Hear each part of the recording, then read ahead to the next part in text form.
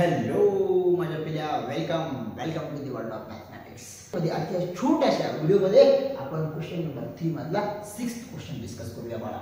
बघ काय म्हणलंय, हा क्वेश्चन बघितलं का? सो रिफ्रॅक्शन ओव्हर मला लई टेन्शन येऊ लागले, काहीच करावं काही नाही की टेन्शन घेऊ नको, थंड घे बाळा. बघ काळजी करू नको, मी आहे ना, मॅथ्स टेन्शन घ्यायची नसते बे. बघ 2x + 3y = 2. मी तुला काय म्हणले, फर्स्ट दिलेले इक्वेशन a1x + b1y = c1 या फॉर्म मध्ये आहे का ते बघ. आहे की नाही? हो सर. म्हणजे a1 ची व्हॅल्यू काय झाली सर 2, b1 ची व्हॅल्यू काय झाली सर 3, c1 ची व्हॅल्यू काय झाली सर 2. इकडे काय अडचण आहे बघ. मग आता मला सांग, हे आता फ्रॅक्शन मध्ये आता ह्या y चं कोएफिशिएंट काय झालं -1/2, म्हणजे तुझं b2 काय झालं -1/2. तू ते पण घेऊन सॉल्व करू शकतो. c2 काय झालं 1/2, तू ते पण घेऊन सॉल्व करू शकतो, काही अडचण नाही. पण आपण आणखी त्याला सोपं करू. सोपं करण्यासाठी काय करावं लागेल, या इक्वेशनला जर मी समजा ह्याला इक्वेशन नंबर 2 म्हणलं आणि या इक्वेशनला जर मी 2 ने मल्टिप्लाय केलं, डिनॉमिनेटर काय आहे 2 आहे. ह्या 2 चा एलसीएम 2 चा भाऊ तेच आहे, म्हणजे त्याच्यामुळे मी काय केलं, याला जर 2 ने मल्टिप्लाय केलं तर बघ बाळा 2 × x 2x झालं मायनस 2 × y/2 2 काय होईल कॅन्सल = 1/2 × 2 2 काय होईल कॅन्सल. म्हणजे बाळ तुला एक नवीन इक्वेशन मिळेल, ते काय मिळेल सर 2x - y = 1. कळायला लागले का? काही अडचण आहे का? नाही सर.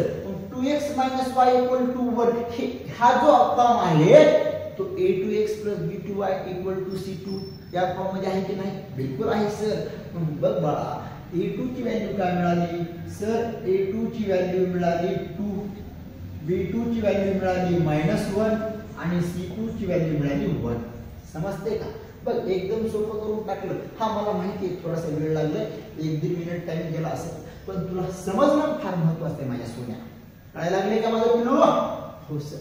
मग आता a1 मिळाले, a2 मिळाले, b1 मिळाले, b2 मिळाले. बघ आता हा झाला a1, हा झाला b1, हा झाला c1, a2 2, b2 -1, c2 1. कळालं का? बघ मग आता मला सांग a1 a2 काय झालं, a1 2, a2 2, 2 b1 b2, b1 किती आहे 3, b2 किती आहे -1. कळायला लागले का?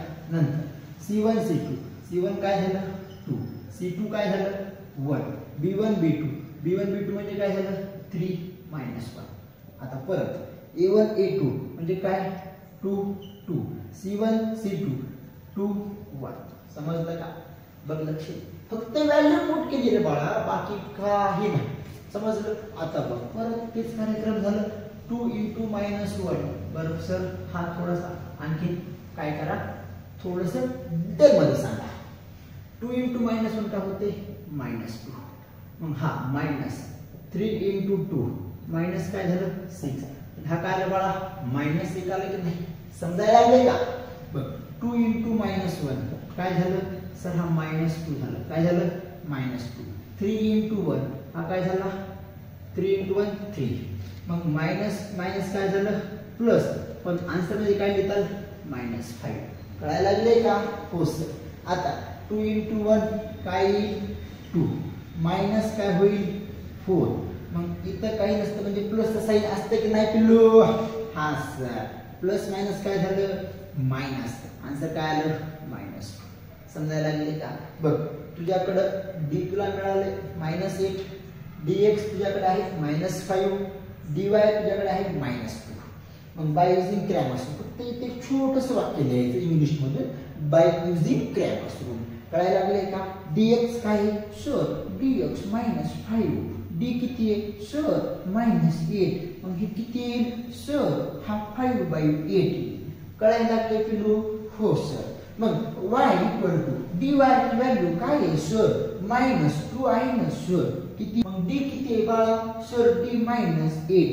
किती आहे -8. मायनस याला सॉल्व केलं तर किती होईल सर, हा 1/4 होईल. किती होईल 1/4. म्हणजे आन्सर लिहिताना काय लिहिताल माझ्या पिल्लांनो, x = 5/8 and y = 1/4.